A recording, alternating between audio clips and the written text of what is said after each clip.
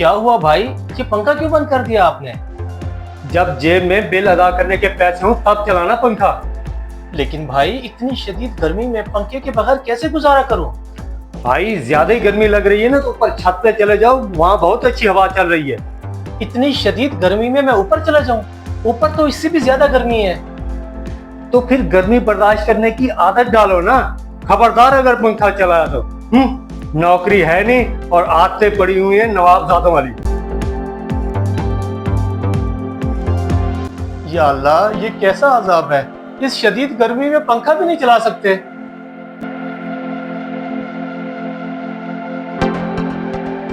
भाईजान, आप हैदर को समझाते क्यों नहीं? सारा दिन घर में पड़ा चार पी तोड़ता रहता है कि काम वगैरह तो करता नहीं। भाई कह तो रहा था कि ढूंढ रहा हूँ जॉब, वल्ला आलम कुछ कह नहीं सकते। क्या खाक नौकरी ढूंढ रहा है? आपके काम पर जाते ही ये आवारा दोस्तों में निकल जाता है और सारा दिन आवारा गर्दी करता है। उसे साफ साफ कह दें, अगर इस घर में रहना है तो खर्चा भी दे। तुम बिल्कुल ठीक कह रहे हो, मैं आज ही उससे बात करता हूँ। अच्छा तुम ऐसा करो कि जाओ और जाके जरा मेरे लिए चाय तो लेके आओ अच्छी सी। जी बेहतर भाईजान, मैं अभी आपके लिए बेहतरीन चाय बना कर लाता हूँ।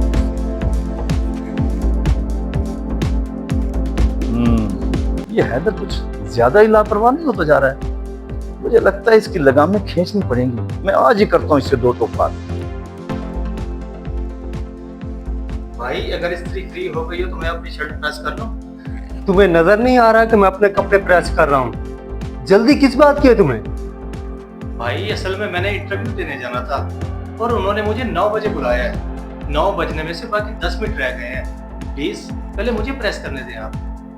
तुम्हें मालूम भी है कि इस्त्री कितनी बिजली खींचती है? वो ऐसा करो कि बगैर इस्त्री के ही शर्ट पहन के चले जाओ, वहाँ तुझे कौन सा जॉब मिल जानी है। भाई आप अपने कपड़े भी तो प्रेस कर रहे हैं, प्लीज साइड पे हो जाएं, मुझे देर हो रही है।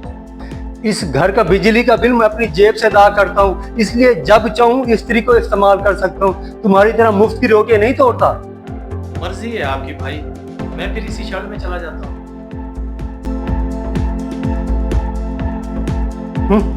आया बड़ा नवाब ज्यादा कपड़े इस्त्री करके पहनने वाला।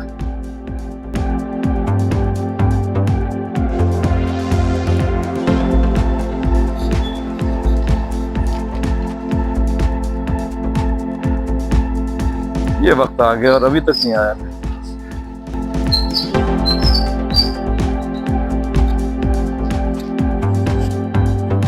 सफदर भाईजान खैरियत तो है? आप घर से बाहर खड़े हैं।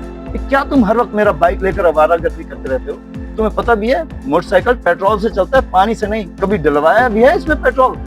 भाईजान मैं आवारागर्दी नहीं बल्कि एक जगह इंटरव्यू देने गया था। और रही बात पेट्रोल की, इंशाल्लाह जैसे मेरी जॉब लगेगी मैं टैंकी फुल करा दिया करूंगा। जेब में टका नहीं है और बातें करते हैं ऊंची ऊंची। आइंदा जब इंटरव्यू देने के लिए जाना हो तो अपनी इन टांगों पर चलकर जाना। मेरे बाइक को हाथ लगाने की जरूरत नहीं है, समझे? तो चलो उतर नीचे, नवाब बन के बैठा हुआ है।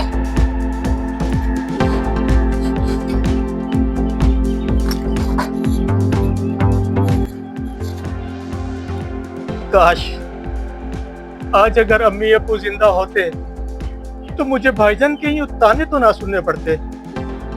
अब्बू की बाइक होने के बावजूद मैं उसे इस्तेमाल नहीं कर सकता। या अल्लाह, ये कैसा इंसाफ है।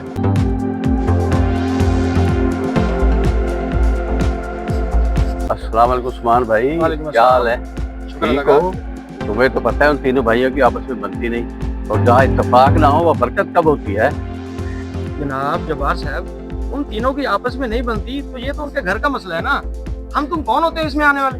भोले बादशाह, ये मसला सिर्फ उनके घर तक का नहीं है, ये आप तक भी पहुँच सकता है।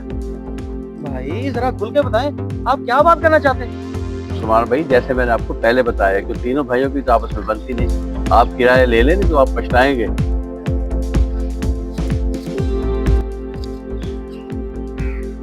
बंदा बात तो सही कर गया, मुझे जाकर बात करनी चाहिए किराए की।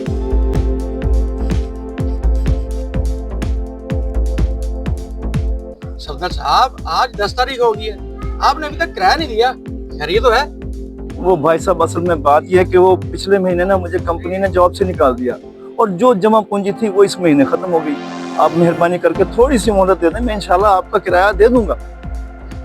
पर ना बाबा ना, अगर आपकी 2-3 माह तक नौकरी न लगी तो मेरा क्या बनेगा? बेहतरी इसी में है कि आप 2-4 दिन तक किराए का बंदोबस्त कर लें, वरना मकान खाली कर दें। उस्मान भाई, यूं आंखें माथे पर तो ना रखें। मैंने आपको कहा है ना कि जो ही मेरी नौकरी लगेगी मैं आपको किराया दे दूंगा। और माजरत भाई साहब, मेरी अपनी भी जरूरियात है जो मैं इस किराए से पूरी करता हूँ। आप 2-4 दिन तक किराए का बंदोबस्त कर लें और मेरे घर पहुँचा दें। उम्मीद है मुझे दोबारा याद दहानी कराने की जरूरत नहीं पड़ेगी। चलता हूँ। या अल्लाह, मैं इतने सारे पैसों का एकदम कैसे बंदोबस्त करूंगा?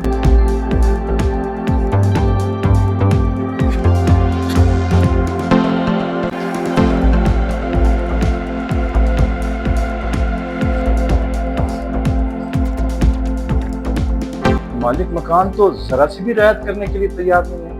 इतना तेज रवैया उसका, मैं तो घबरा गया हूँ, परेशान हो गया। मैं सोच रहा हूँ कि इस दफा हैदर से ही कह दूं कि वो मकान का किराया पे कर दे। आखिर उसकी नौकरी भी तो लग गई है ना।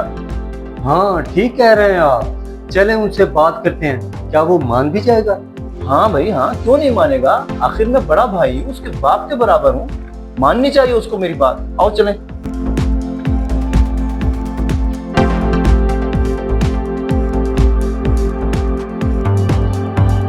हैदर, मेरे भाई, मुझे तुमसे एक बात करनी है। भाई आप जी हुक्म करें। बात दरअसल ये है कि हमारे पहले जैसे हालात नहीं रहे, ना तो मेरी नौकरी है और ना ही कोई बैंक बैलेंस। मैं ये चाहता हूँ कि इस महीने का किराया और बिजली का बिल तुम भर दो। भाईजान आप फिक्र ना करें, आज से इस घर के तमाम अखराजात मैं पूरे करूंगा। आप लोगों ने जैसा सलूक मेरे साथ किया मैं वैसा नहीं करूंगा। मेरे अंदर अभी भी इंसानियत जिंदा है। हैदर भाई, हमें माफ कर दें, हमने आपके साथ गैरों वाला सलूक किया, हमें अपनी गलती का एहसास है, हमें माफ कर दें। तुम्हारा भाई बिल्कुल ठीक कह रहा है, हमने गुजरे वक्त में तुमसे बहुत नारवा सलूक किया, इसीलिए आज हम इस कड़े वक्त से गुजर रहे हैं। हमें माफ कर दो मेरे भाई। याद रखें भाईजान, वक्त कभी एक सा नहीं रहता। कल आपके हालात अच्छे थे और आज मेरे। अच्छे और बुरे की पहचान मुश्किल वक्त में ही होती है। मैंने आपको माफ किया। अगर आपको हमारी वीडियो अच्छी लगी हो तो इसे लाइक और सब्सक्राइब जरूर कर दीजिए, क्योंकि ये चैनल आपका अपना फैमिली चैनल है।